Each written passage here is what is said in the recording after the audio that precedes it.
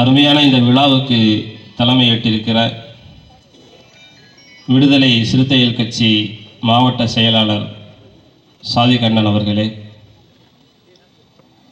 சங்கைக்கும் மேன்மைக்கும் உரிய உலமா பெருந்தகைகளே, பெரியோர்களே, தாய்மார்களே, சகோதர சகோதரிகளே, ஆரம்பமாக அனைவருக்கும் என் சலாமை தெரிவித்து என் சிற்றுரையை துவக்கம் செய்கிறேன். அஸ்ஸலாமு அலைக்கும் வரஹ்மத்துல்லாஹி வபரகாத்துஹு. பலஸ்தீன ஆக்கிரமிப்பு பின்னணியை பற்றி பேச சொல்லி எனக்கு தலைப்பு கொடுத்திருக்கிறார்கள். பலஸ்தீன ஆக்கிரமிப்பை பற்றி தெரிந்து கொள்வதற்கு முன்னால் யூதர்களை பற்றிய ஒரு சிறு அறிமுகம் நமக்கு தேவை. இன்றைய இஸ்ரேல் நாட்டிலே வசிப்பவர்கள்தான் யூதர்கள். அவர்களுக்கு பனி இஸ்ராயில் என்ற ஒரு பெயரும் உண்டு. இஸ்ராயலின் மக்கள். இஸ்ராயில் என்பது நபி யாக்கூப் அலைஹிஸ்ஸலாம் அவர்களுடைய பட்டப்பெயர். என்ன பொருள்? அல்லாஹ்வின் அடிமை என்று பொருள். நபி யாக்கூப் அலைஹிஸ்ஸலாம் அவர்களுடைய 12 மகன்களிலே 4வது மகன் யஹூதா என்பவர். அந்த யஹூதாவுடைய சந்ததிகளிலே வந்தவர்கள் தான் இந்த யஹூதிகள் என்று சொல்லப்படுகிற யூதர்கள். இப்ராஹிம் அலைஹிஸ்ஸலாம் அவர்களுடைய 2வது மகனான இஸ்ஹாக் அலைஹிஸ்ஸலாமுடைய வழி வந்தவர்கள். அல்லாஹ் ஜல்ல ஷானஹு தஆலா இவர்களுடைய இந்த சந்ததியில்தான் இந்த உலகத்துக்கு சீர்திருத்தவாதிகளாக 1,00,000க்கும் மேற்பட்ட நபிமார்களை அனுப்பி வைத்தார். ஹஜ்ரத் மூசா அலைஹிஸ்ஸலாம், தாவூத் அலைஹிஸ்ஸலாம், அய்யூப் அலைஹிஸ்ஸலாம், சுலைமான் அலைஹிஸ்ஸலாம், யூசுப் அலைஹிஸ்ஸலாம் போன்ற எண்ணற்ற நபிமார்கள் இந்த யூதர்களுடைய சந்ததிகள் தான் வந்தார்கள். இறுதி நபியாக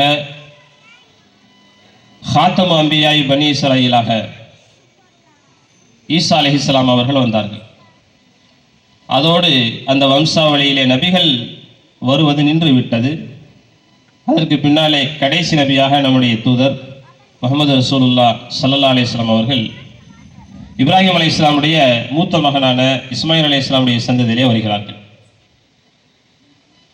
அல்லாஹ் ஜல்ல ஷானஹு தஆலா இந்த யூதர்களுக்கு உலகத்திலே மற்ற மக்களுக்கெல்லாம் கொடுக்காத பல்வேறு அருட்கொடைகளை கொடுத்திருப்பதாக தனது திருமறையிலே சொல்லி காட்டுவார். வாத்தாஹும் மாலம் யோத்தி அஹத மினல் ஆலமீன். வாத்தாக்கும் மாலம் யோத்தி அஹத மினல் ஆலமீன். அகிலத்தார்களில் யாருக்கும் கொடுக்காததை எல்லாம் அவன் உங்களுக்கு கொடுத்தான். மண்ணு என்று சொல்லக்கூடிய சொர்க்கத்திலிருந்து இறக்கப்படுகிற ஒரு உயர்தரமான உணவை அல்லாஹ் தஆலா தினந்தோறும் அவர்களுக்கு இலவசமாக கொடுத்தான். சல்வா என்று சொல்லக்கூடிய காடை பறவை போன்ற ஒரு பறவை அல்லாஹ் தஆலா அவர்களுக்கு தினந்தோறும் கிடைக்க செய்தார். அவர்களுடைய ஆடையை பற்றி வருகிறது. சின்ன வயசுல அவர்கள் ஒரு ஆடையை அணிந்து கொண்டார்கள் என்று சொன்னால் கடைசி வரைக்கும் அவர்களுக்கு அந்த ஆடை தான். அதில் எந்த அழுக்கும் படியாது, எந்த கிழிசலும் ஏற்படாது. அவர்கள் வளர வளர அந்த ஆடையும் சேர்ந்து வளர்ந்து கொண்டே இருக்கும். ஆடையை மாற்ற வேண்டிய, தூய்மைப்படுத்த வேண்டிய எந்த தேவையும் அவர்களுக்கு கிடையாது. அப்படி ஒரு நியமத்தை எல்லாம் அல்லாஹ் அவர்களுக்கு கொடுத்தார். பாலைவனத்திலே அவர்கள் செல்கிறார்கள் என்று சொன்னால் வெயிலுடைய உஷ்ணத்தை தணிப்பதற்கு மேகம் நிழல் கொடுக்கும். கல்லில் இருந்து அல்லாஹ் நீரூற்றுகளை வெளிப்பட செய்து அவர்களுக்கு அல்லாஹ் தஆலா தண்ணீரை வழங்கினான். இப்படியெல்லாம் ஏராளமான நியமத்துகளை அல்லாஹ் அவர்களுக்கு கொடுத்தும் கூட இறைவனின் அருட்கொடைகளுக்கு நன்றி செலுத்தாமல் இறைவனை புறக்கணித்தார்கள். வழிகாட்டிகளாக அனுப்பப்பட்ட இறை தூதர்களை புறக்கணித்தார்கள். பல்வேறு அநியாயங்களை செய்தார்கள். இன்னும் ஒரு படி மேலே போய் அவர்களை சீர்திருத்துவதற்காக வந்த நபிமார்களையே கொலை செய்யவும் துணிந்தார்கள். ஜக்கரியா அலைஹிஸ்ஸலாமை கொலை செஞ்சாங்க. அவங்களுடைய மகனார் யஹ்யா அலைஹிஸ்ஸலாமை கொலை செஞ்சாங்க. ஈசா அலைஹிஸ்ஸலாம் அவர்களை கொலை செய்வதற்கு முற்பட்டார்கள். அல்லாஹ் மேலே உயர்த்தி கொண்டார். 70க்கும் மேற்பட்ட நபிமார்களை கொலை செய்திருக்கிறார்கள். இறுதி தூதராம் அன்னலம் பெருமானார் ஸல்லல்லாஹு அலைஹி வஸல்லம் அவர்களையும் பாறையை கீழே உருட்டி கொலை செய்வதற்கு முயற்சித்தார்கள். அல்லாஹ் அவர்களை பாதுகாத்தார். இன்னொரு தடவை ஒரு யூத பெண்மணி உணவுக்கு அழைத்து உணவிலே விஷத்தை வைத்து அவர்களை கொல்ல பார்த்தால் அதையும் அல்லாஹ் காப்பாற்றினார். ஆக நபிமார்களையே கொலை செய்கிற அளவுக்கு அவர்களுடைய அடாவடித்தனங்கள் அதிகரித்தது. இந்த உலகத்திலே முதலிலே வட்டியை ஆரம்பித்து வைத்தவர்கள் அவர்கள்தான், லஞ்சத்தை துவக்கியவர்கள் அவர்கள்தான், சூனியத்தை பரப்பியவர்கள் அவர்கள்தான். இவர்கள் செய்த அக்கிரமங்களை பற்றி எல்லாம் அல்லாஹ் திருமறையிலே விலாவரியாக பேசுவான். சூரத்துல் பக்ராவுடைய 40 முதல் 165 வரையிலான வசனங்கள், சூரத்து நிசாவினுடைய 155 முதல் 161 வரையிலான வசனங்களிலே அல்லாஹ் தஆலா அவர்களுடைய அக்கிரமங்களை சொல்லி காட்டுகின்றார். ஒப்பந்தங்கள் உடன்படிக்கைகளை மீறுவது என்பது அவர்களுக்கு கைவந்த கலை. ஒரு புள்ளி விவரம் சொல்லும், இதுவரை அவர்கள் 43,000 ஒப்பந்தங்களை மீறி இருக்கிறார்கள். இவ்வளவு அநியாயங்கள் செய்து வந்த அல்லாஹ் அந்த மக்களை அல்லாஹ் தஆலா விட்டு வைக்கவில்லை. பல்வேறு தண்டனைகளை அல்லாஹ் தஆலா அவர்களுக்கு கொடுத்தான். கிமு 6ஆம் நூற்றாண்டிலே பாபிலோன் மன்னன் புக்துநசரால் அவர்கள் கடுமையான இன்னல்களுக்கு உட்படுத்தப்பட்டார்கள். கிமு 8ஆம் நூற்றாண்டிலே அசீரிய படைகளால் அவர்கள் தாக்கப்பட்டார்கள்.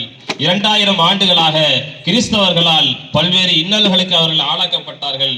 1933 1945 வரை ஜெர்மனுடைய சர்வாதிகாரி ஹிட்லரினால் 65 லட்சத்துக்கும் மேற்பட்ட யூதர்கள் கொடூரமாக சித்திரவதை செய்து கொல்லப்பட்டார்கள். இப்படியாக அவருடைய அட்டூழியங்களுக்கு பரிசாக அல்லாஹ் தஆலா அவர்களை அகதிகளாக உலகத்தில் ஆக்கிவிட்டார். கிபி 1896 ஆண்டு ஆஸ்திரியாவை சேர்ந்த யூதரான தியோடர் ஹெர்சல் என்பவர் யூத நாடு என்ற ஒரு புத்தகம் எழுதுகிறார். அந்த புத்தகத்திலே யூதர்களுக்கு தனி நாடு வேண்டும் என்பதனுடைய அவசியத்தை விளக்கி எழுதுகிறார். அந்த புத்தகம் யூதர்களிடையே ஒரு பெரும் அலையை ஏற்படுத்துகிறது. அதைத் தொடர்ந்து 1897 யூத செல்வந்தர்கள் 6 பேர் ஒன்று கூடி அவர்கள் ஒரு ஆலோசனை செய்கிறார்கள். யூத நாடு அமைவதற்கான சில திட்டங்களை அவர்கள் முன்னெடுக்கிறார்கள். அதே ஆண்டு 29/8/1897 சுவிட்சர்லாந்தில் 204 யூதர்கள் ஒன்று கூடி ஒரு பெரும் ஆலோசனை கூட்டம் நடத்துகிறார்கள். அந்த கூட்டத்தில் உலக யூத காங்கிரஸ் அமைப்பு என்ற ஒரு அமைப்பை நிறுவுகிறார்கள். யூதர்களுக்கு தனி நாடை ஏற்படுத்துவது அந்த அமைப்பினுடைய ஒரு நோக்கம். ஆனால் அதற்கு பெரிய பொருளாதாரம் தேவை.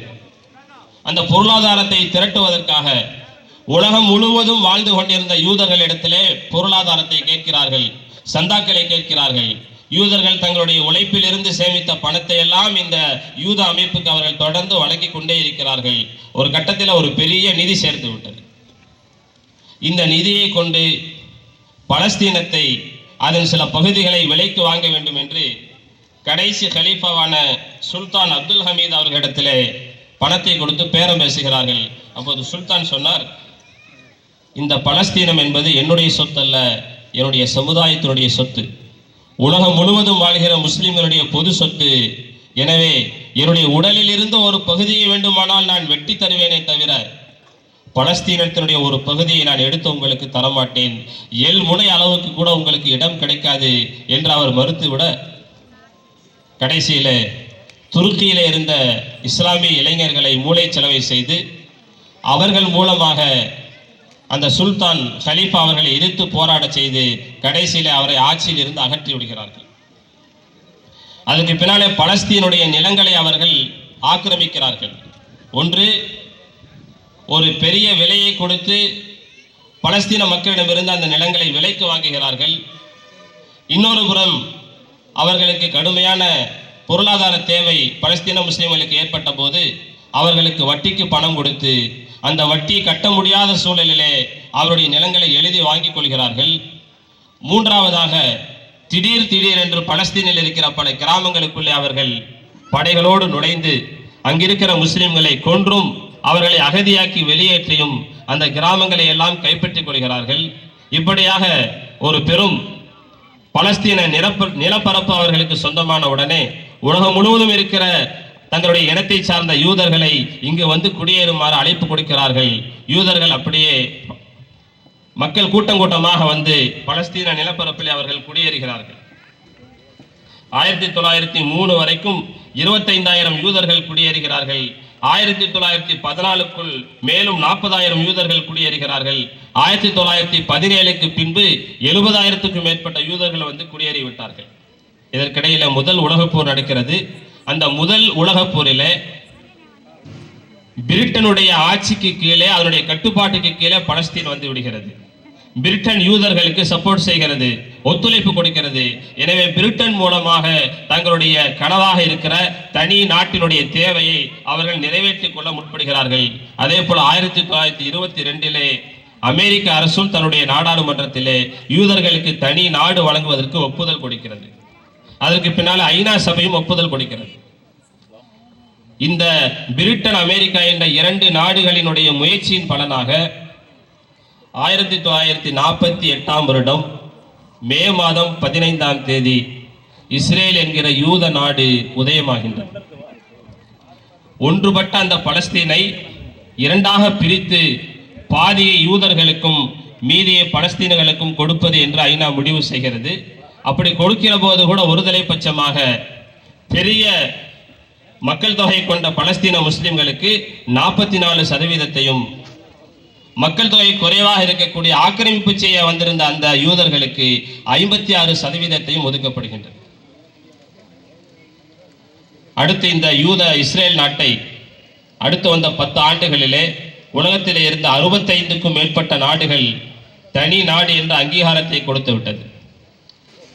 தங்களுடைய நாட்டை ஆக்கிரமிப்பாளர்கள் பிடித்துக் கொண்டு தனி நாட்டை உருவாக்கியதோடு மட்டுமல்லாமல் மீதி இருக்கிற பலஸ்தீன மண்ணையும் தங்கள் நாடாக மாற்றுவதற்காக வேண்டி பல்வேறு வன்முறை சம்பவங்களை அவர்கள் கட்டவிழ்த்து விட்ட சமயத்தில் தங்களுடைய புனித பூமியை பாதுகாப்பதற்காக வேண்டி, தங்களது உயிரினும் மேலான மஸ்ஜிதுல் அக்ஸாவை மீட்பதற்காக வேண்டி பல்வேறு போராட்டங்களை அந்த பலஸ்தீன முஸ்லிம்கள் முன்னெடுத்தார்கள். அதில் ஒன்றுதான் பலஸ்தீன விடுதலை இயக்கம் என்ற ஒரு இயக்கத்தை 1969 பலஸ்தீன தலைவர் யாசர் அரஃபாத் ஆரம்பிக்கிறார். பல்வேறு கடுமையான போராட்டங்களை நடத்தி யூதர்களுக்கு நெருக்கடியை கொடுத்தார். ஆனால் ஒரு கட்டத்திலே அவர் அமெரிக்காவுக்கு விலை போய் அமெரிக்காவின் பக்கமாக சாய்ந்து விட்ட காரணத்தினால அந்த போராட்டங்களால் ஒரு பெரிய வெற்றி கிடைக்க முடியாமல் போய்விட்டது. அதற்கு பின்னால 1978 ஷஹீத் ஷேக் அகமது யாசின் அவர்கள் ஹமாஸ் என்கிற இயக்கத்தை ஆரம்பிக்கிறார்கள். ஹமாஸ் என்பது ஹரக்கத்துல் முகாவமத்துல் இஸ்லாமியா, இஸ்லாத்தினுடைய எதிர்ப்பு இயக்கம் என்பதனுடைய சுருக்கம் தான் ஹமாஸ் என்பது. ஒரு சமூக சேவை மன்றமாக இந்த இயக்கத்தை ஆரம்பித்து அதை கொண்டு விடுதலை போராட்டத்தை அவர்கள் பலமாக முன்னெடுக்கிறார்கள். பலஸ்தீன முஸ்லிம்களுக்கு அதன் மேல ஒரு நல்ல நம்பிக்கை ஏற்படுகிறது. தங்களுடைய திரண்ட ஆதரவுகளை ஹமாஸுக்கு கொடுக்கிறார்கள். பல போராட்டங்களை முன்னெடுத்து வெற்றியும் அவர்கள் ஈட்டுகிறார்கள். 2006 ஜனவரியிலே நடந்த பலஸ்தீன தேர்தலிலே மொத்தம் 132 தொகுதிகளிலே அவர்கள் போட்டியிட்டு அதிலே 76 இடங்களை கைப்பற்றி பலஸ்தீன மக்களுடைய அரசியல் அமைப்பாக, ஆட்சி அமைப்பாக ஹமாஸ் மாறுகிறது. இன்று வரைக்கும் ஹமாஸ் எடுக்கக்கூடிய பல்வேறு போராட்டங்களுக்கு பலஸ்தீன மக்கள் முழுமையாக ஆதரவு தெரிவித்து வருகின்றார்கள். யூதர்களுடைய நோக்கம் 2 தான். ஒன்று, அகண்ட இஸ்ரேல் என்ற ஒரு பெரிய இஸ்ரேலை உருவாக்க வேண்டும். பெரும்பாலும் அவன் பலஸ்தீனை ஆக்கிரமித்து விட்டான். இன்னும் சில நிலப்பரப்புகள் பலஸ்தீன முஸ்லிம் வசத்திலே இருக்கின்றன. அவர்களையும் அங்கிருந்து அப்புறப்படுத்திவிட்டு அந்த பலஸ்தீனையும் அருகில் இருக்கக்கூடிய லெபனானையும் ஜோர்டானையும் சிரியாவையும் சினாய் பாலைவனத்தையும் எகிப்தினுடைய ஒரு பகுதியையும் துருக்கியினுடைய ஒரு பகுதியையும் சவுதி அரேபியாவில் இருக்கிற மதினா வரைக்கும் கையகப்படுத்த வேண்டும் என்பது யூதர்களுடைய ஒரு பெரிய திட்டமாக இருக்கின்றது. அதை நோக்கி அவர்கள் முன்னேறி கொண்டிருக்கிறார்கள். இரண்டாவது, மஸ்ஜிதுல் அக்ஸா என்று சொல்லக்கூடிய சுலைமான் அலைஹிஸ்ஸலாம் கட்டிய அந்த பள்ளிவாசல் முஸ்லிம்களுக்கும் கிறிஸ்தவர்களுக்கும் யூதர்களுக்கும் புனித இடமாக இருக்கிறது. அந்த மஸ்ஜிதுல் அக்ஸா என்கிற பள்ளிவாசல் சாலமோன் ஆலயம் என்று முன்னால் இருந்தது. அதை இடித்து விட்டுத்தான் முஸ்லிம்கள் அதை கட்டியிருக்கிறார்கள். எப்படி நம்முடைய இந்தியாவில் பாபர் மஸ்ஜித் ராம ஜென்மபூமி இடித்து விட்டு கட்டப்பட்டது என்று அவர்கள் குற்றம் சுமத்தினார்களோ, அதே போல் அவர்கள் சாலமோன் ஆலயத்தை இடித்து விட்டு தான் முஸ்லிம் இதை எழுப்பியிருக்கிறார்கள். எனவே மீண்டும் அந்த மஸ்ஜித் அக்ஸாவை தகர்த்து தரைமட்டமாக்கிவிட்டு அந்த இடத்திலே சாலமோன் ஆலயத்தை கட்டியே தீருவோம் என்பதும் அவருடைய திட்டங்களில் ஒன்றாக இருக்கிறது. இந்த இரண்டு பெரும் திட்டத்தை முன்வைத்துத்தான் அவர்கள் மிகப்பெரிய வன்முறைகளை, ஆக்கிரமிப்புகளை அவர்கள் செய்து கொண்டிருக்கிறார்கள். கடந்த 2023 அக்டோபர் 7ஆம் தேதி ஆரம்பித்த இந்த போர் 1.5 வருடங்களாக கடுமையான முறையிலே நடந்து வருவதை நாம் அறிவோம். கிட்டத்தட்ட 65,000க்கும் மேற்பட்ட முஸ்லிம்கள் இந்த யுத்தத்திலே அவர்கள் ஷஹீதாக்கப்பட்டிருக்கிறார்கள். பலர் காயத்துக்குள்ளாக்கப்பட்டிருக்கிறார்கள். அவருடைய வாழ்வாதாரங்கள் எல்லாம் முற்றிலுமாக சிதைக்கப்பட்டு விட்ட நிலையில நம்மால் முடிந்த ஒரு சிறு பங்களிப்பாக அவர்களுக்காக துஆ செய்ய வேண்டும். அவர்களுடைய அந்த துக்கத்திலே நாமும் பங்கு கொள்ள வேண்டும். நம்முடைய மஸ்ஜிதுல் அக்ஸாவை, புனித பூமியை காப்பாற்றுவதற்காக உயிரை கொடுத்து போராடுகிற அவர்களுக்கு நாம் நம்முடைய உணர்வுகளை கொடுக்க வேண்டும், நம்முடைய துஆவை கொடுக்க வேண்டும் என்கிற நல்ல நோக்கத்திலே ஏற்பாடு செய்யப்பட்டிருக்கிற இந்த கூட்டத்தில் பேசுவதற்கு வாய்ப்பு கொடுத்த அனைவருக்கும் எனது மனமார்ந்த நன்றிகளை தெரிவித்துக் கொண்டு என்னுடைய வார்த்தைகளை நிறைவு செய்கின்றேன். வாஹிரு தாவானா அனில் ஹம்துலில்லாஹி ரப்பில் ஆலமீன். அஸ்ஸலாமு அலைக்கும் வரஹ்மத்துல்லாஹி வபரகாத்துஹு.